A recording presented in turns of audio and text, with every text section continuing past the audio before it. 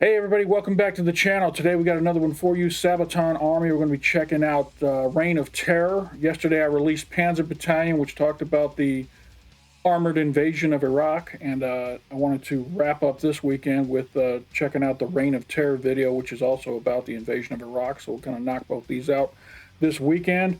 There was no live performance that I could find of this particular song. I'm not sure why. Maybe it's not very good. I don't know. We'll find out in a minute. But I did find a fan-made lyric video. We'll watch that, and then we'll check out the Sabaton history for Reign of Terror. That's all.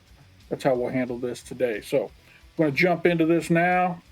Reign of Terror by Sabaton, and here we go.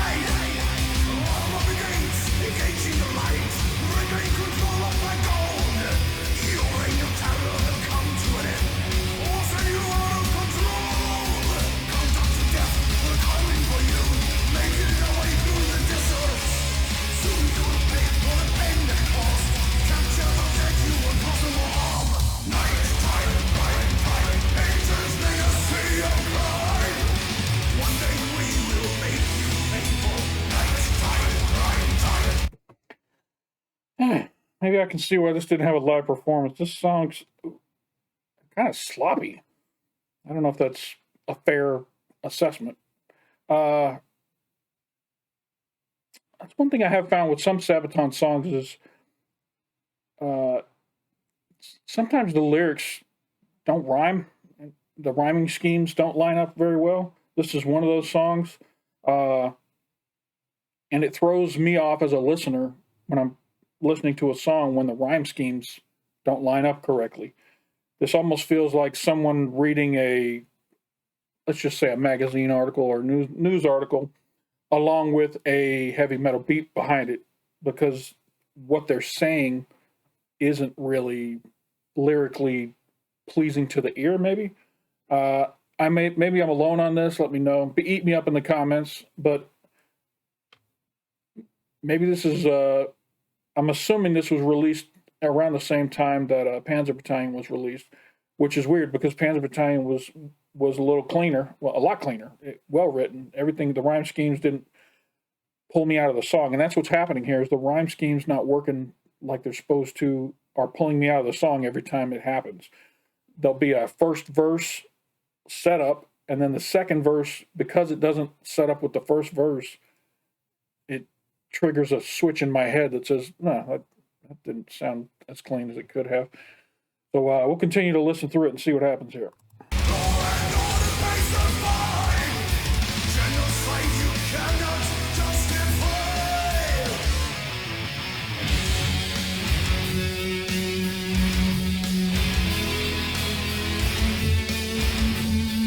The music's really good in this. I will give them that. The music, the drum. I'm really hearing the drums a lot in this song.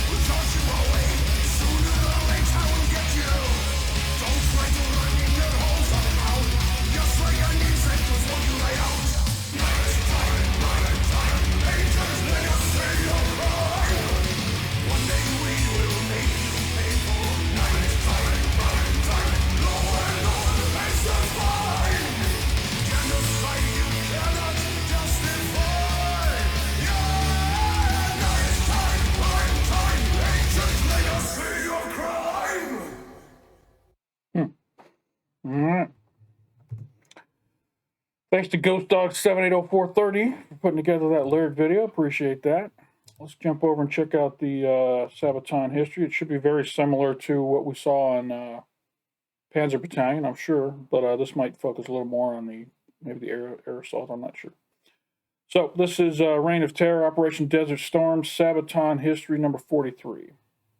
Operation Desert Storm was one of the largest international land battles fought since the Second World War. And our song Reign of Terror is about that battle.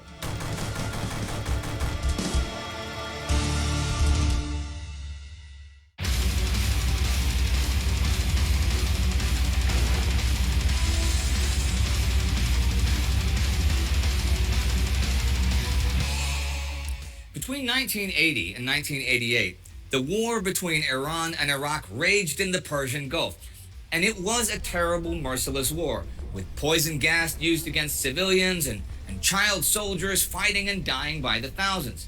The U.S. and many Western nations, among other states in the world, had chosen to support the Iraqi military with money and weaponry, as it seemed that Saddam Hussein, the Ba'ath Party dictator of Iraq, was a preferable ally against the spreading influence of Islamic fundamentalist revolution of the Iranian mullahs. However, the Iran-Iraq war ended in a draw and did not resolve any questions about hegemony in the region. What Iraq was left with was an enormous amount of foreign debt. Its reserves were depleted, the inflation rate was increasing, and the Iraqi financial situation deteriorated to the point where an economic collapse seemed to be just around the corner. A major problem was Iraq's rather monolithic economic structure, meaning that it was fully dependent upon its oil output. So, because inter-Arabian rivalry and Saddam's notoriety in the region prevented Iraq from cooperating with others in the region, the only solution seemed to be to sell more oil. Thing is, though, what Iraq was also left with was a relatively modern and well-equipped army. Saddam could call upon a total army of 1 million active troops, of whom the experienced and battle-hardened Republican Guard was the most dangerous, and another 850,000 reserves. With 750 fighter jets, Iraq also had the 6th strongest air force in the world at the time. Thousands of tanks and artillery pieces, and officers trained after Soviet and British models made the army a serious threat to its neighbors. One such neighbor was little Kuwait to the south. Kuwait was already a thorn in Hussein's side, as its overproduction of oil helped flood the market and lower prices, to which the Iraqi dictator responded with a series of pressure and threats. But after these failed, Saddam Hussein gave the order for invasion. On August 2nd, 1990, 7 Iraqi divisions crossed the border into Kuwait, overrunning any resistance and securing Kuwait City and the Kuwaiti oil fields. In just 9 hours, Saddam Hussein had presented the international community a fait accompli. Seemingly overnight, all of Iraq's problems were gone. By annexing Kuwait, it would not only pay off its debt to foreign creditors with Kuwaiti money, but would also control 20% of the world's oil deposits.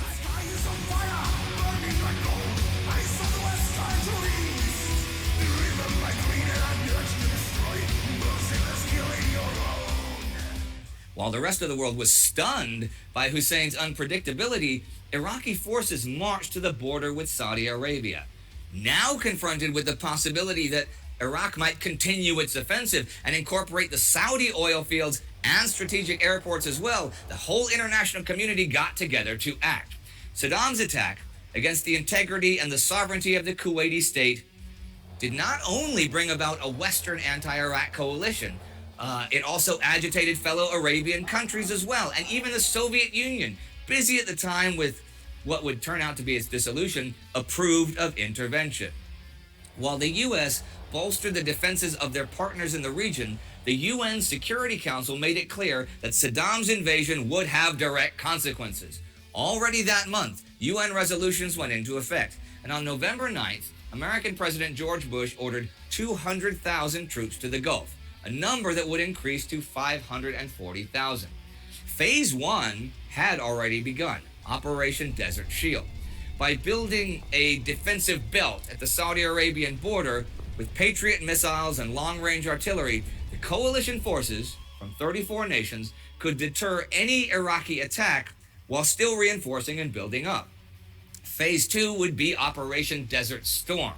Since Saddam Hussein refused to withdraw his forces voluntarily, he would have to be removed from Kuwait by force. The operation would first achieve air superiority and then systematically destroy Iraqi offensive capabilities, especially from the feared Scud missiles with their potential of launching biological and chemical weapons. On the night of January 16th and 17th, 1991, Desert Shield turned to Desert Storm.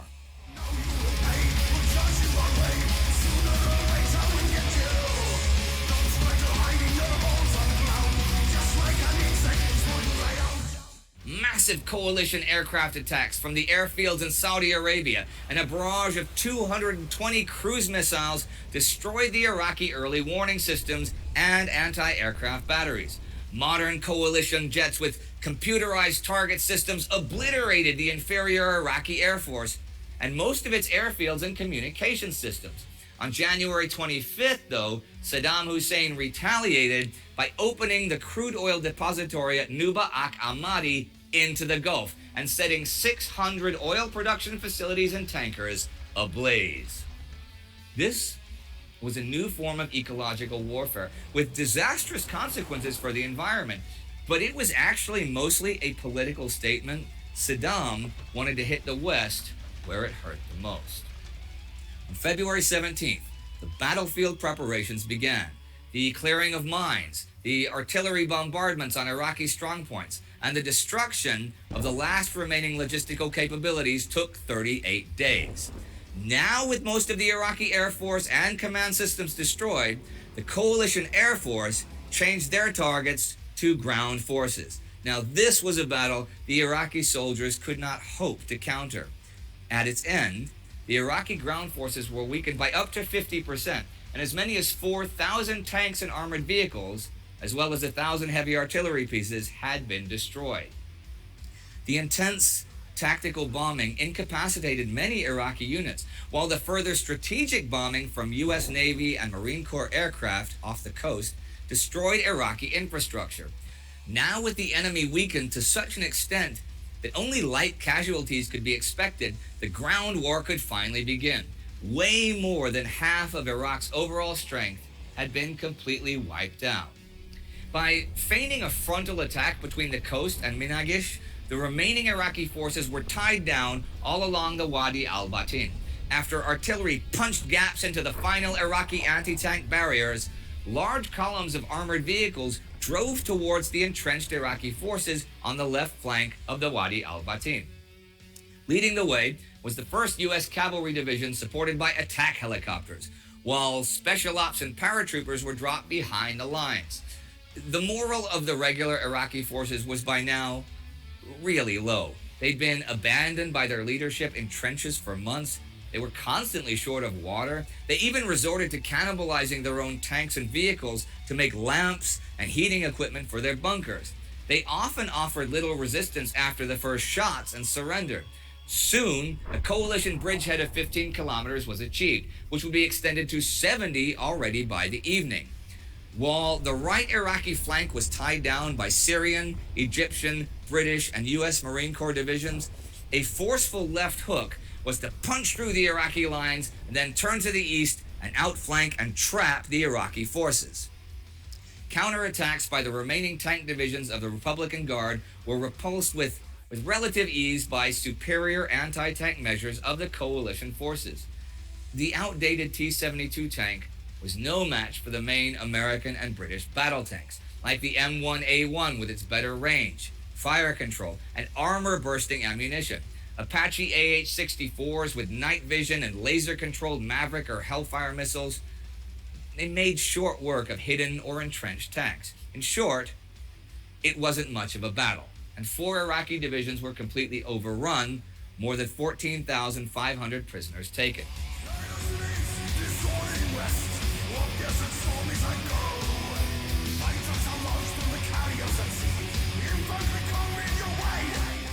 The second day began with more air attacks against the Iraqi supply lines near the Euphrates, towards Samawa and al-Nasiriyah, while the British and American armored divisions further advanced. The coalition used complex combined arms operations, and by carrying small, lightweight global receivers, High Command knew exactly where their troops were at all times. So the armored left hook continued, while on the right, Marine Corps divisions were further securing key positions in front of Kuwait City. 13 more Iraqi divisions were shattered that day. The third day's advance was accompanied by heavy rain and thick sandstorms. This hampered the advance enough for the still dangerous Republican Guard to act. Now, it was impossible for them to effectively stand up to the coalition forces, not just because of the technology gap, but they were still able to delay the advance with courageous firefights until most of the forces in the east could retreat northwards before they could be encircled. The 1st Marine Division successfully captured Kuwait City Airport and by the evening cleared the capital of all enemy forces. Large columns of Iraqi prisoners were everywhere. By the 4th day, the main battle was basically over. Mopping up operations took care of the Iraqi troops' final resistance until an armistice at 8 a.m. the following day ended the fight for Kuwait. In just 5 days, the coalition overran 33 Iraqi divisions and cleared all of Kuwait from enemy forces. Although they had failed to effectively encircle and eliminate most of the Republican Guard, who had managed to withdraw along the coast towards Basra, they had destroyed most of the Iraqi heavy equipment and taken more than 69,000 prisoners. The overall aim of destroying Iraq's offensive capabilities had been achieved. After 1,000 hours of war in the air and 100 hours on the ground, the coalition had defeated one of the largest armies on the planet, which you can either see as a masterpiece of organization, planning, and execution, or as a one-sided slaughter where the technological and air warfare capability was nowhere near on the same level. The Iraqi military was never able to go on the initiative or to strike back with reserves. Everything the coalition did was faster, better coordinated, and more destructive. It was the dawn of a new age of technological warfare, where computer and satellite-aided weapons and electronic devices made an enormous difference. Although this was not the end of Saddam Hussein, nor the threat from his regime, the liberation of Kuwait was a prime example of what the United Nations could achieve if they actually agreed on a course of action, even if it was peace through superior firepower.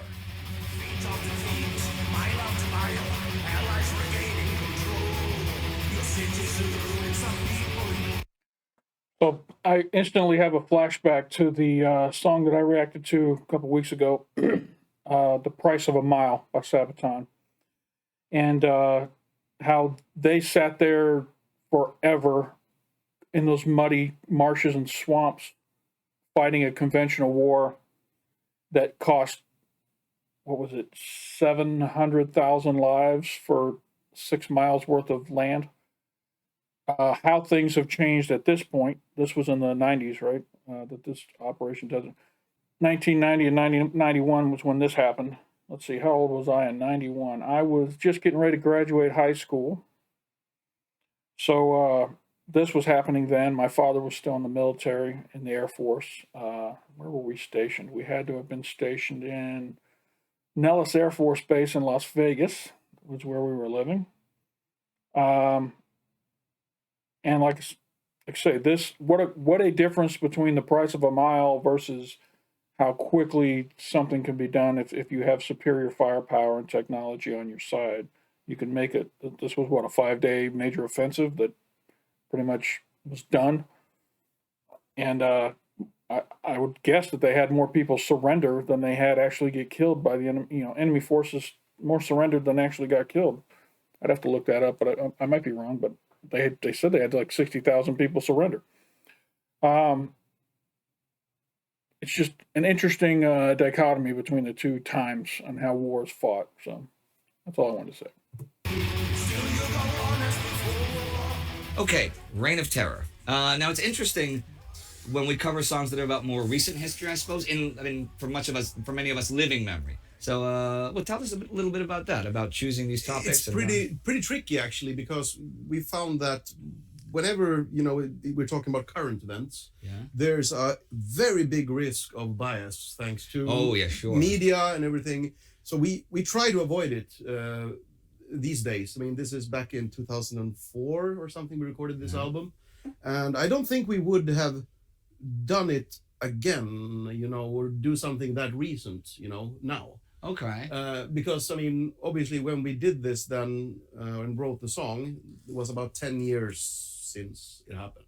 I would say it's barely enough time. Usually, for us, it feels like it doesn't become interesting or reliable enough until historians have gone through it, until the soldiers have come back and told their stories. It's often difficult to see its effect until any war, any battle, until years later to see. It may have some positive or negative effects that you just don't see at the time. Yeah, and also a very important thing to say is to hear both sides of the story, because as something is going on, you are usually going to get media coverage from one of the combatants. Well, mostly. This was the age of televised war. And I remember first with the first Gulf War, when I was living in New York then, and you'd be at a bar with someone, it'd be like 10 or 11 at night. You want another drink? Nah, I'm gonna go home and watch the war. And you'd go home and watch it live and stuff. And that was what you could do. And of course you could still do it here in 2003, 2004. And it is interesting how I think in my last video I did, Panzer Battalion, I talked about how that was the first televised war. I was wrong. This was the first televised war. This one here back in the 90s. Got those two mixed up in my head for some reason. But yeah, that's how it was. It was weird. The perspectives change. And you can see a lot of that with a lot of historiography. I mean, we talked on the Great War, we talked a lot about how perceptions have changed of everything about it over the last 100 years. But what about the song itself? Oh, a bit of a little bit harder song that we do. And I have a very weird memory about it, because I remember we had a show in Orsa. Okay. Very, very small town. And it was a very small show. And I don't know how long we played, but we were playing in a basement. This must be around 2003 or 4. Okay. And we had the music, but we didn't have the lyrics, but we wanted to play the song. Yeah. So we pretty much improvised everything. So do you remember how any of it happened to go? I think I have probably, chosen to forget it. I can see how that goes. But how long before the lyrics did you have the music then written for this? Oh, I don't know. Maybe a couple of months. Okay. I mean, we've done it before. We did the song Metalizer the first time. Yeah, sure. We did that without lyrics. The first time we did the song Nuclear Attack live was also, we only had the choir parts, of course, when we sing harmony vocals. Right. We had something and the rest was improvised. Well, then, can we look forward? I mean, after your next album, the 90s R&B classic album, can we look forward to the smoky lounge jazz instrumental Sabaton album? I would hope so. It would be amazing.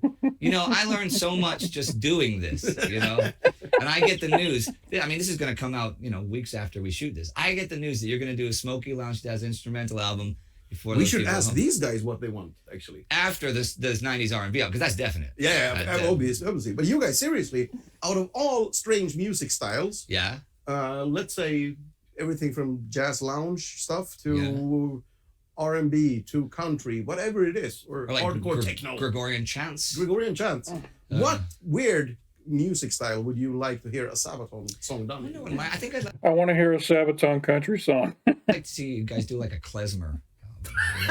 That would be amazing. That'd be really good. If you don't know what klezmer is, just Google it. Look up some klezmer songs. Oh, that's fantastic. Because there's two rules when you see a klezmer band. One, the song is never allowed to end. And two, it has to keep getting faster and faster and faster the entire time. I don't know how they do it, but it's pretty impressive. Yeah. Now, there's the thing. When klezmer really became, different music you associate with different generations. You know, when the 20s you had jazz really breaking through worldwide and stuff. You got rock and roll in the 1950s and stuff. Punk in the late 70s. In the 1880s and early 1890s, you know, klezmer was the thing. You know, there would be the hottest new clubs were like Klezmer Club. That'd be an awesome time to go visit. It's worth to remember as well. With music and anything else, something that you know, the new hot thing might 100 years later be a classic. Yeah, sure. Well, anything. I mean, minuets were the hot thing for a while in the 1700s. Any musical style has had its breakthrough, cutting edge, nobody's done this before kind of style. Oh, yeah. I think that's really interesting. All right, well, is that it for us today? That is it for today. We got off topic, but that's fun. That's okay. Well, we'll see you next time on Sabaton History. Bye-bye.